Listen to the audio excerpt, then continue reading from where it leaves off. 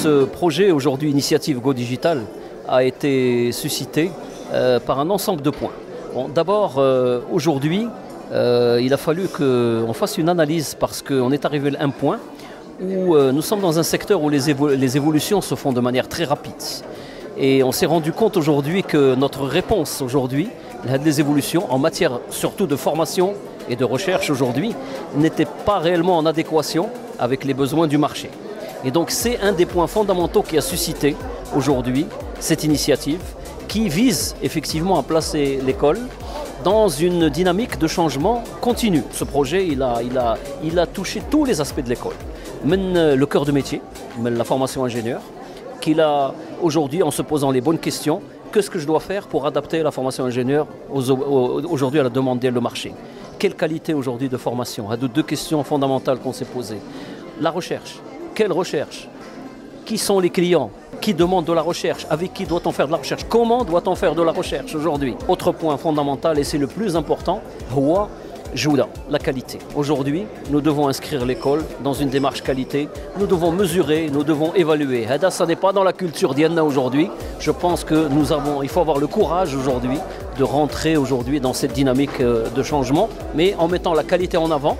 C'est la seule, je l'ai répété tout à l'heure, c'est la seule qui va nous permettre de faire face à la concurrence je dirais les structures privées qui se sont montées là en cours de montage. l'INPT dispose d'une école doctorale aujourd'hui. Nous avons plus de 120 étudiants qui sont inscrits à l'école doctorale. Et donc à l'école doctorale s'adosse un laboratoire aujourd'hui de recherche qui travaille sur des thématiques aujourd'hui majeures autour de tout ce qui est réseau de communication, sur tout ce qui est aujourd'hui développement logiciel, système temps réel, qui travaille aujourd'hui aussi sur tout ce qui est transformation digitale et qui travaille aussi sur tout ce qui est aujourd'hui gestion mais gestion du digital. Aujourd'hui nous avons aussi tout un corps professoral aujourd'hui qui est spécialisé sur tout ce qui est système d'information de gestion. Mais réellement on a eu une démarche où on est parti voir toutes les parties prenantes. Ces parties prenantes, d'abord on n'a pas mis les enseignants en avant parce que l'erreur qu'on faisait avant c'était d'élaborer des filières de manière vraiment académique sans se soucier beaucoup des besoins des entreprises. Aujourd'hui on est parti surtout à la rencontre des entreprises. Et puis on a aussi benchmarké tout ce qui est aujourd'hui tendance aussi technologique majeure.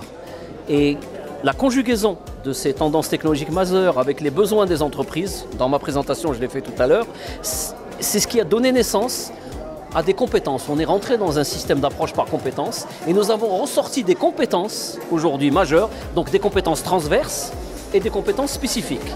Les compétences aujourd'hui transverses et spécifiques ont été traduites par les enseignants réellement en parcours de formation. Donc vous voyez qu'on a renversé totalement avec le concept qu'on avait de façon classique avant et on se trompait. Et ça explique un peu le décalage qu'on avait réellement. Et ce décalage existe dans beaucoup d'institutions, mais réellement ce décalage est venu du fait qu'on ne s'est vraiment pas soucié du client. Le client aujourd'hui c'est l'entreprise. Aujourd'hui on se trompait de client. Et aujourd'hui, c'est l'enseignant, n'est qu'aujourd'hui, on va dire quelque part, un ingénieur qui doit faire de l'ingénierie de formation et de l'ingénierie pédagogique aujourd'hui pour répondre à un certain nombre, je dirais, de montée en compétences de nos étudiants.